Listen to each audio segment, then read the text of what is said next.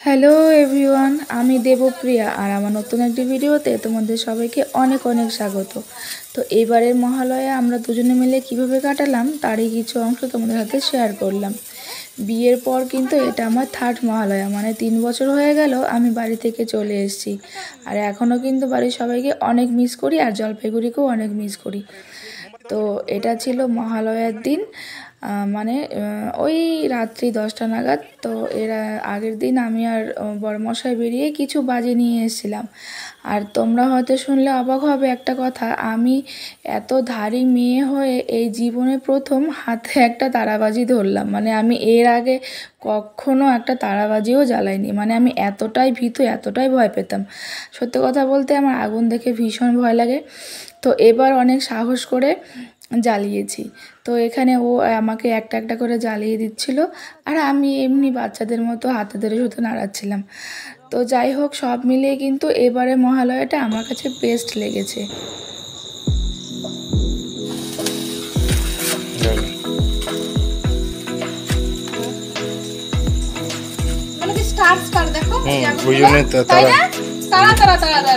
ওই জন্য এটার নাম তারাবাজি। ও এত এইটা মানে তার জন্য তারাবাজি। কন্টিনিউ জগতে থাকো। এটা খুব ছোট, বিশ্বাস করবে আমি জীবনে প্রথম জ্বালাচ্ছি এইসব, তো যেন ভয় পেতাম আমি। তো তোমরা দেখতেই পাচ্ছ আমি কিন্তু তারাবাজি জ্বালাতে পেরে ভীষণই খুশি হয়েছি। আর হবই বা না কেন বলো, জীবনে প্রথমবার যেই কাজ করা হয় তার অনুভূতিই আলাদা হয়। আর কিছুক্ষণের জন্য মনে হচ্ছিল আমি একদম বাচ্চা হয়ে গেছি। আসলে আমরা যতই বড় হই না কেন, যতই আমাদের বয়স বাড়ুক না কেন, মানে ওই যে একটা কথা আছে না, দিল তো বাচ্চা হাজি, মানে এই কথাটা সত্যি। মানে কিছু কিছু সময়ের জন্য আমরা কিন্তু বাচ্চা হয়ে যাই। আর আমরা চোরকি ফাটাবো, ধরেছে?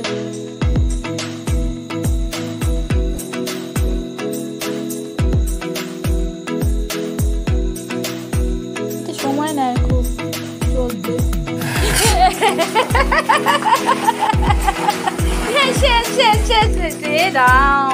এটা তো 1 সেকেন্ডও না,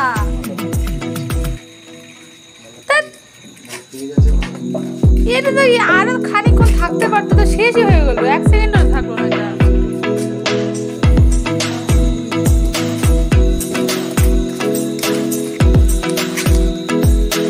সাবধান, জলে নেই।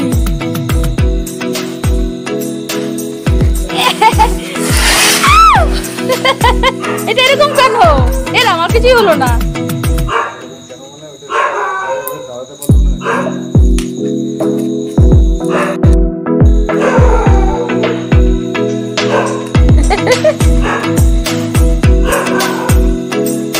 জলে আমি এত কম কেন? হ্যাঁ, এত খুব কম সময় থাকে তো। এরাম কি বাজে গন্ধ।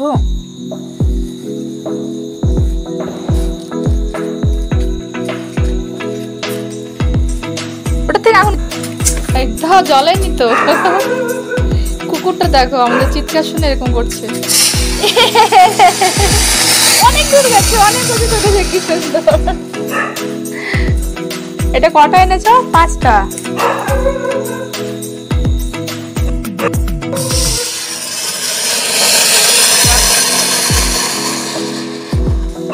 চারটে হয়ে গেছে, আরেকটা।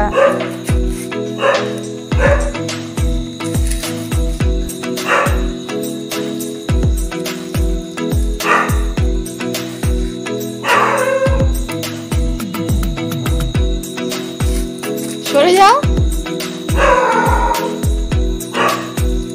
জলেই নিত।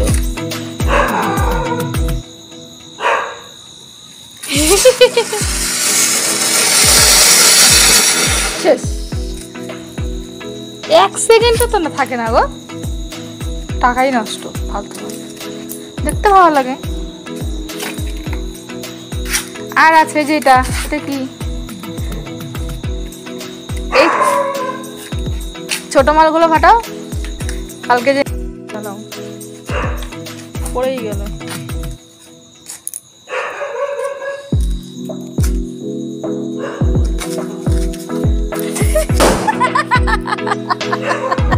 কুকুরটা আনার জন্য গেল করে শুনে এরকম করছে আর এরকম পাঠাও।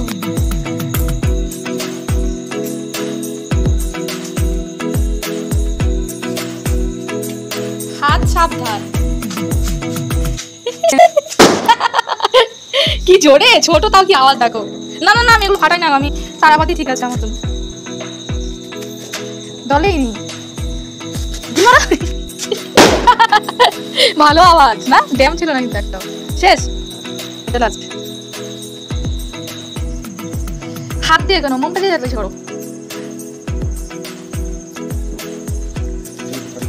চলো এই দুটোই। তো মোটামুটি আমাদের সব বাজি ফাটানোই কমপ্লিট হয়ে গেছিল। আর ও বলছিল তাহলে চলো ছাদে গিয়ে একটা অ্যাটলিস্ট ফাটাই। তো ছাদে গিয়ে নাকি ও রং মশালটা জ্বালাবে, এর জন্য ছাদে যাচ্ছিলাম। আর আসলে ওর ইচ্ছে ছিল যে মহালয়ার দিন ভোরবেলা ছাদে গিয়ে বাজি ফাটাবে, কিন্তু ও কপাল করে এতই ঘুমকাতুরে বউ পেয়েছে যে ও আমার জন্য কিচ্ছুই করতে পারে না। মানে আমি যদি ঘুমিয়ে পড়ি তাহলে আমি আর কিচ্ছু টের পাই না, কেউ যদি আমাকে তুলে নিয়ে ফেলে দেয় তাতেও আমি মনে হয় টের পাবো না। আমরা ছাদে গিয়ে দেখতে পেলাম যে ছাদে ভীষণ অন্ধকার, মানে ছাদের লাইটটা যে কবে কেটে গেছে আমরা জানিই না।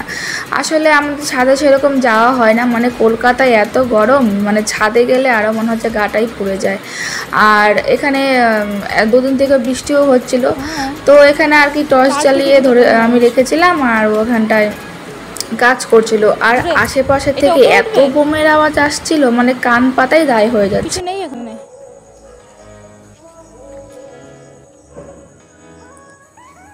সরে আসো। বাবা কি সুন্দর, কতটা উপরে উঠেছিল। হ্যাঁ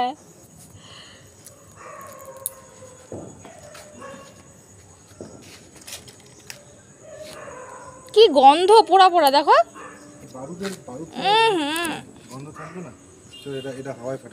হাওয়ায় কারো বাড়িতে ঢিল মেরো না, আবার মারবে আমাদের।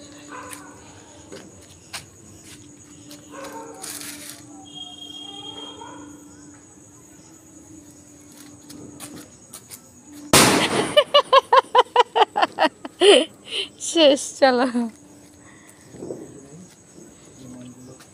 নেই শেষ। আবার লক্ষ্মী পুজোর দিন ফানুস উড়াবো। হ্যাঁ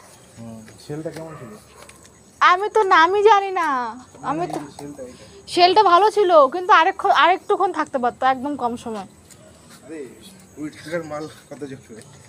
ও তাহলে বেশি দামে ওগুলো বেশিক্ষণ থাকে, অনেক উপরে উঠবে ওটা, যেগুলো বড় বড় সেল আছে। তো চলো এবারের মতো মহালয়াতে কিন্তু আমাদের বাজি ফাটানো কমপ্লিট। বাজি ফাটানো উচিতই না, তাতে পরিবেশ দূষণ হয়, বায়ু দূষণ হয়, আর বেশি করে তো কষ্ট হয় ওই মানে পশুদের, মানে ওরা এত ভয় পায়।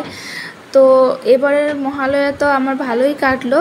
আর তোমাদের সকলকে জানাই শুভ শারদীয়ার আগাম শুভেচ্ছা।